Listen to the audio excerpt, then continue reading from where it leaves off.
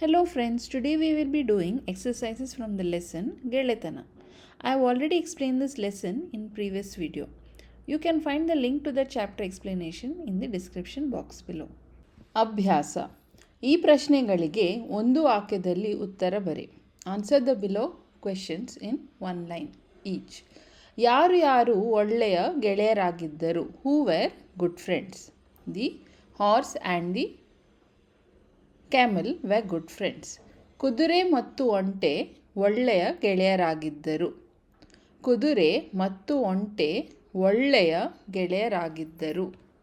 Second question, ಓಟದ ಸ್ಪರ್ಧೆಗೆ ಗೆಳೆಯರು ಯಾರನ್ನು ತೀರ್ಪುಗಾರರನ್ನಾಗಿ ನೇಮಿಸಿದವು? Whom did the friends appoint to judge the running race? It was the elephant. They appointed the elephant to judge the running race. ಓಟದ ಸ್ಪರ್ಧೆಗೆ ಗೆಳೆಯರು ಆನೆಗೆ ತೀರ್ಪುಗಾರರನ್ನಾಗಿ ನೇಮಿಸಿದರು. I repeat, ಓಟದ ಸ್ಪರ್ಧೆಗೆ ಗೆಳೆಯರು ಆನೆಗೆ ತೀರ್ಪುಗಾರರನ್ನಾಗಿ ನೇಮಿಸಿದರು. ನೆಕ್ಸ್ಟ್ ಕ್ವೆಶನ್, ಓಟದ ಸ್ಪರ್ಧೆಯಲ್ಲಿ ಮೊದಲ ಸಲ ಯಾರು ಬೇಗ ಗುರಿ ಮುಟ್ಟಿದರು? Who reached the finish line in the first race? It was the horse. ಓಟದ ಸ್ಪರ್ಧೆಯಲ್ಲಿ ಮೊದಲ ಸಲ ಕುದುರೆ ಬೇಗ ಗುರಿ ಮುಟ್ಟಿತು. ಐ ರಿಪೀಟ್, ಓಟದ ಸ್ಪರ್ಧೆಯಲ್ಲಿ ಮೊದಲ ಸಲ ಕುದುರೆ ಬೇಗ ಗುರಿ ಮುಟ್ಟಿತು. ಆನೆಯು ಎರಡನೆಯ ಸಲ ಓಟದ ಆಟವನ್ನು ಎಲ್ಲಿ ಏರ್ಪಡಿಸಿತು? Where did the elephant organize the second race? It organized in a place where there was more sand. So the answer would be, ಆನೆಯು ಎರಡನೆಯ ಸಲ ಓಟದ ಆಟವನ್ನು ಹೆಚ್ಚು ಮರಳು ಇರುವ ಜಾಗದಲ್ಲಿ, in a place where there was more sand, ಹೆಚ್ಚು ಮರಳು ಇರುವ ಜಾಗದಲ್ಲಿ ಏರ್ಪಡಿಸಿತು. ಐ ರಿಪೀಟ್, ಆನೆಯು ಎರಡನೆಯ ಸಲ ಓಟದ ಆಟವನ್ನು ಹೆಚ್ಚು ಮರಳು ಇರುವ ಜಾಗದಲ್ಲಿ ಏರ್ಪಡಿಸಿತು. ಈ ಮಾತನ್ನು ಯಾರು ಯಾರಿಗೆ ಹೇಳಿದರು? Who said these sentences to whom? Let us see the first one. ನಾವಿಬ್ಬರು ಸಮಾನರು ಅಲ್ಲವೇ? Aren't we both equal?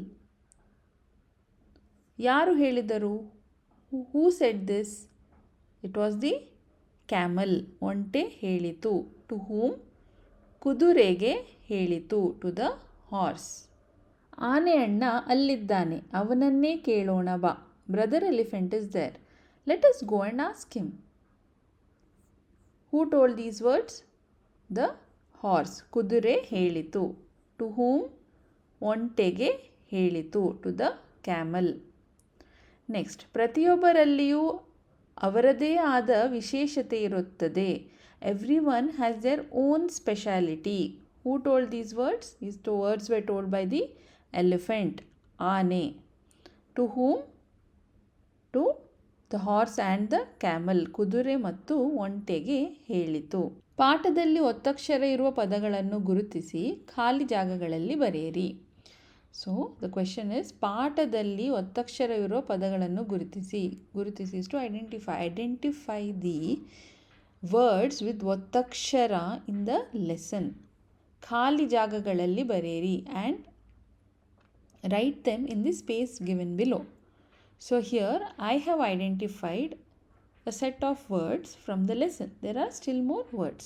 You can write your words which you find from the lesson. So the words which I have noted are, identified are, ಒಳ್ಳೆಯ, ಹೆಚ್ಚು, ಸ್ನೇಹಿತ, ಸ್ಪರ್ಧೆ, ಕ್ಷಮೆ, ಆನೆ ಅಣ್ಣ, ಪ್ರಾರಂಭ, ಹೊತ್ತು, ಹತ್ತಿರ. ಕೊಟ್ಟಿರುವ ಅಕ್ಷರಗಳನ್ನು ಸ್ಪಷ್ಟವಾಗಿ ಉಚ್ಚರಿಸಿ. Pronounce the letters clearly. ಈ, ಐ, ಔ, ಖ, ಘ, ಶ, ಜ್ಞ, ಛ, ಶ, ಣ, ಝ, ನ್ಯ, ಠ, ಢ, ಫ. ಕೊಟ್ಟಿರುವ ಅಕ್ಷರಗಳನ್ನು ಸರಿಯಾಗಿ ಜೋಡಿಸಿ ಬರೆಯಿರಿ. We have to unscramble the words.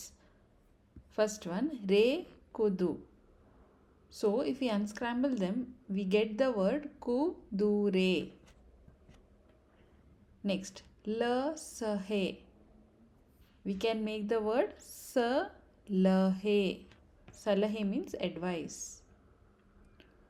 Kuhudu. Huduku. Huduku is to search. ಯ, ಒಳ್ಳೆ. ಒಳ್ಳೆಯ. ಒಳ್ಳೆಯ ಮೀನ್ಸ್ ಗುಡ್. ಕೆಳಗಿನ ವೃತ್ತದಲ್ಲಿರುವ ಅಕ್ಷರಗಳ ಸಹಾಯದಿಂದ ಖಾಲಿ ಜಾಗದಲ್ಲಿ ಪದಗಳನ್ನು ರಚಿಸಿ. With the help of the letters given within the circle, make meaningful words. ಮಾದರಿ ಎಕ್ಸಾಂಪಲ್: ಅಮ್ಮ, ಅಮ್ಮ. ಅಕ್ಕ, ಅಪ್ಪ, ಅಯ್ಯ, ಅಣ್ಣ, ಅವ್ವ, ಅಜ್ಜ, ಅಜ್ಜಿ. ಮರದಲ್ಲಿರುವ ಪದಗಳನ್ನು ಕೆಳಗಿನ ಖಾಲಿ ಜಾಗದಲ್ಲಿ ಹೇಳುತ್ತಾ ಬರೆಯಿರಿ. There are some words on this tree and we have to read each of these words loudly and at the same time write it down in the space given below. Chandra, Aranya. So we'll start with Surya. Surya, Antya, Prani, Akshara, Pakshi. We have already written Aranyas. Next is Hemme, Akriti, Spardhe. There are still 2 words left, Sthala and Raita. You can write down in your notebook. Thanks for joining me today. Don't forget to like, comment and subscribe for more lessons and exercises. See you in the next video.